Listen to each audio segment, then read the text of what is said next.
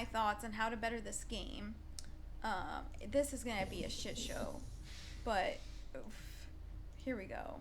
You guys ready for this shit? All right. My thoughts on how to better the division, or my thoughts on the game. And I've put 10 thoughts to how to better it, and where it would be if we do these things. Okay. So number one, I think they need to implement the Holy Trinity. The Holy Trinity. Healer, tank, DPS. Each role should play their play their three roles as they're supposed to be. So tank takes aggro, so you have to threat has to exist. Healers, all they do is constantly heal the team, make sure they don't die, and then you got DPS, whereas tank is taking all the aggro and attention, DPS is behind the scene doing all of the damage. That would exist in the PvE. Threat mechanics, ballistic shield would work, and it creates diversity so people can play the roles that they want to play, and have, strategy. Number two, create a PvP only zone with no mobs. You would do that by you would still have supply drops. You would create more supply drops so there's more things to fight over, so there is still competition within the DZ, but there's not NPCs in the way of all of the PvP content. It's more just PvP based. Everyone's focused on fighting other players and getting their gear out of the zone. You would also have one extraction zone, so there would be one big massive fight and one big winner, or one big group winning at the end of the fight of the extraction. So during the extraction, so all XP and everything that's going on in the DZ would remain the same. Everything like that seems to be fine and not so broken. I would recommend, instead of having the rogue status now, because everyone is considered rogue now in PvP, in a PvP only zone, you would have you still have the symbol over their head, but instead of rogue, it would be like a kill ratio, and then someone that has like the 5 dashes lit up is probably a higher threat in the DZ to win that content at the end, so they're mostly the ones that are hunted down first, kind of thing. And so each bracket that's filled up, the players are gaining extra XP while they're alive, and they'll continue to gain double XP for each bar. So each time it goes up, they gain double the XP, all the way up until 5, and they'll keep gaining XP until they die. And the person that actually kills that rogue agent gains a tremendous amount of XP as well. So there's a lot of competition going on within the DZ, creating a very fun zone, and people will take it a lot more serious to win. And then of course the little dashed counter would reset at death, after death. Implement a trainee system for low levels. So say if you have a friend that wanted to create a new alt, or someone that stopped playing the game and now the new patch comes out and they want to come back and play, but you've been playing the whole time, what you'll be able to do is the higher level, basically invite the lower level to come join them. That lower level would get a stat modifier. This is for PvP only, by the way. They would get a level modifier, so they're able to pretty much hang with the group. So they don't go into PvP and they're getting one-shotted by all of these well-leveled, well-geared players that have been playing the game the entire time. They're able to hang. I mean, they're not doing the same amount of damage as the players have been in there forever, but they're keeping up. They're not getting one-shotted, basically, and they're able to assist in some type of form, so everyone's having fun, and it creates more players in the DZ and more fun, more competition. Let's see. So they would still remain weaker. Those that haven't played in a while, they can still play with their friends so they don't feel left out and decide to leave the game, because they're not able to catch up and play with their friends. They don't feel lonely. More PvP players will be in the DZ zone. Okay, I would also establish a counter measure for smart cover, meaning there needs to be a counter for smart cover. I mean, I don't know how to explain it more than that, but like, it needs to be disabled. So I think the easiest way, because it's something that's already implemented in the game, is by taking one of the seeker mines and adjusting it to the point where it can disrupt, well, basically take down smart cover and turrets, like shock turrets or whatever, in the PvP.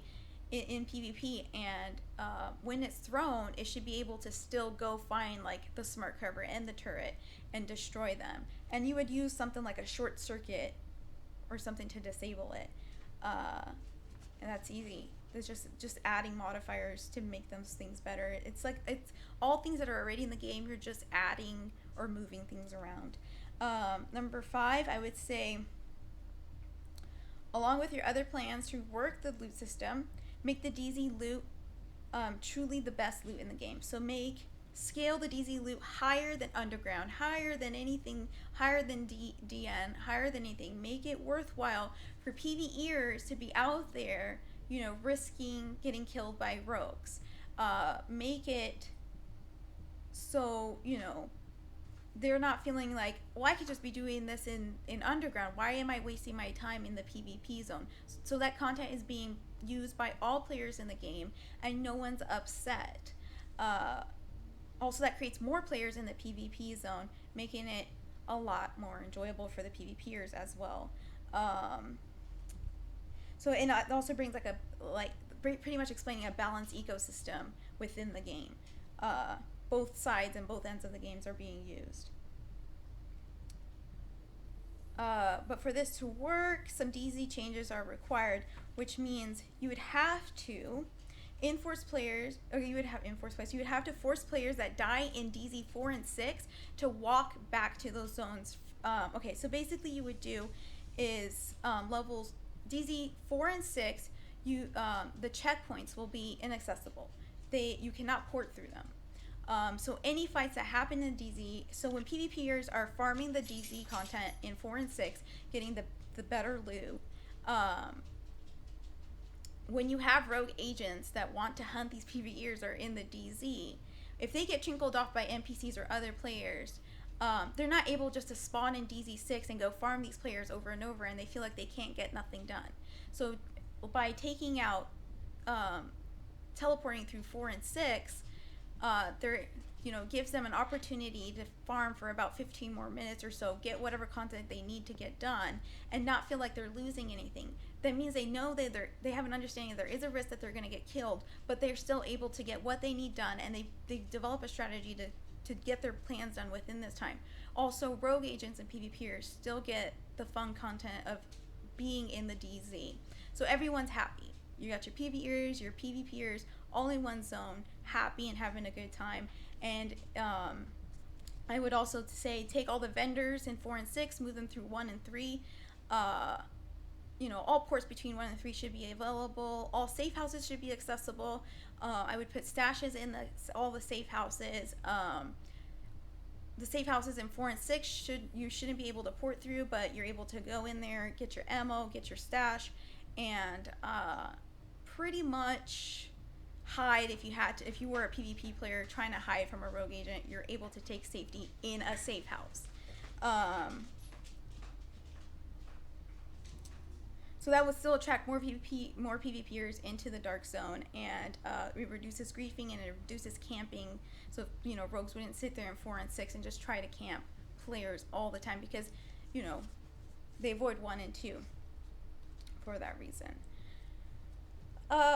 Number 7, let the community test the updates. So by creating a private test server, you're able to release these contents a little bit early and let it be an open community server, so anyone can join and test these servers, give you guys opinions, help you, fix these bugs immediately, find what's wrong, what needs to be fixed, what the community feels and what the community enjoys and doesn't enjoy right away. So it's not taking long to get this content out, and it's not there's no wonder what's wanted and what's needed and what's the best for this type of community. It also gives you opportunities to get a lot of new ideas, because people are involved and always want to share their ideas. People are passionate about this game, and so they will put their ideas on the table. You can also implement VIP people, whoever you consider that to be, to have priority logins onto those servers. So, you know, if they ever came down to that. Number 8, I would add a fast respawning boss that have set loot tables inside the PvE only DZ to create a social hub. By creating a social hub, what I mean by a social hub, it's an area where most PvEers would gather around and like to just sit together and hang out, have a good time, chat, still play the game, and everybody knows what's going on. But they're there mostly for the social hour. So players will naturally just gather together near the boss and wait for their turn. Everyone just kind of like just knows the rules, and they just, you know, first come first serve. Okay, whoever's in the front's the one that's going in. Whoever's in the back's last. You know, but everyone just naturally follows the rules, respects it, and everyone respects everyone's space. It's a normal, natural community development that occurs. Spawn of the roaming mob. So there will be a roaming mob that comes out first. Basically, that entire group would probably assist whatever group that's going in to kill the boss, kill that mob quickly, and then let that group go in, get the boss, and get their loot that they're after, you know, and still have that social aspect outside of the hub. So the spawns of the roaming boss will require players to all stick together. Players will socialize as there's no risk of getting griefed or by other players or anything like that, because the community will respect one another for that. Number 9, another social hub opportunity would be implementing a 16-player random world boss spawn. So basically you would use the PvE content, PvE area of the game, and you'd use the PvE part of the world. Basically you would spawn a world boss that comes out of nowhere, alerts all players in the game, hey, this boss has now arrived in the city, blah, blah, blah. Press tab to travel. Players will travel in. You can still travel in as a group at your normal 4 group, but you are now able to invite other friends that are not in your 4 group who are able to invite their 4 friends into the group. It should be up to a 16-man raid. Oh, excuse me. And so forth. So that group should be able to invite another group, and so forth and so forth. But also, the community is open. I mean, that 16 raid group is still open to the entire division community. So it's first come first serve sort of basis. So if my friend's group doesn't come into those slots first, but you know, some random player gets in there first, you know, they get that slot, and there's nothing you can do about it. You can't kick them out. You can't do anything. So either you stay and play, or you leave. So, but anyways, the bottom line, the group is 16. You raid, you kill a very, very hard boss together, and at the end, everyone's guaranteed. Whoever participates is guaranteed one green item. So they get one dropped green item guaranteed at the end of the raid. And no one's saying the difficulty cannot be hard. It should be difficult. Number 10. Offer players more variation and chances to explore the non-DZ map. By doing so, all this content that's been created gets used. It's a beautiful map, great stuff, and it's huge. I mean, and it's already created, so you don't have to create more things. Basically, you would do that by implementing either a weekly or monthly, like wanted agent. I would say like something like higher than an HVT agent. You would have someone that's like Division gone rogue, someone that's like, you know, X Division gone bad, just turned his back on anything good, just terrible person, top of the list, KOS, done. That person just entered the city, okay? You got to do, once these people accept this mission, they are not allowed to fast travel throughout the map. Basically, they have to find 4 clues. Each clue is like a mob, a small mob they kill. They get a clue to the next area. They kill that mob, and leads them, so forth, so forth. After the 4th clue leads them to where the boss is. When they arrive to the boss, they're going to have waves and waves among waves of mobs after them until they kill the boss. So it doesn't end until they completely kill the boss. So it should be difficult, but they should be able to use strategy. So it shouldn't be limited like, say, like Falcon Lost or how Clear Skies is. It's like a small arena based type of mission. No, this should be very strategic. This should be open world. They can use the entire map that is created. They should be able to say tank and healer are now going to go over here and distract the boss, and we're going to take these other two players and they're going to take the entire mob over here, and they're going to run around the entire building for until they can get them down an alley and then DPS the crap out of them, or they're going to take them across the map to get them to this certain one spot where they can get them all in a big group and then just throw nades and nades and nades and nades, whatever the strategy may be. They're able to access these maps and navigate them the way that they want. So people can come out with different variations, and they can continue to do this type of experience over and over and over. And also for the 4 clues, maps, and whatever, and I would treat it like a treasure hunt. That's what I would call it. I mean, I wouldn't call it that, but it's somewhat of that type of idea. I would take like a quadrant of the map and do so, and every week or every month change up the zone, to keep the idea going. And so it would keep lasting forever, ever. For a very long time, you would not do the same map. And people will always have different strategies for a very, very long time. So it's not like they would farm how they farm DN with the same strategy. Every player in the entire game is doing the same content. It would be unique and fun, and it's only for like a weekend. So they get to farm that for a weekend. Also, when they're in that mission, they're not allowed to, I already said that they're not allowed to fast travel anywhere, but once they leave that mission, they would have to start that mission all over again. So whatever 1 or 2 clues they found and they decide to leave, they've lost those. They would have to, go find 1 and 2 all over again. And last but not least, and this is not game breaking, but I would update female characters to appear more feminine.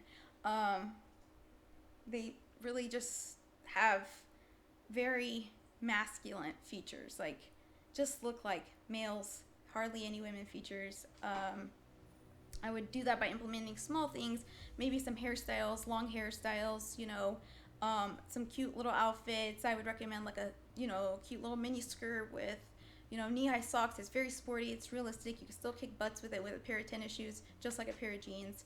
Could do it. Yes.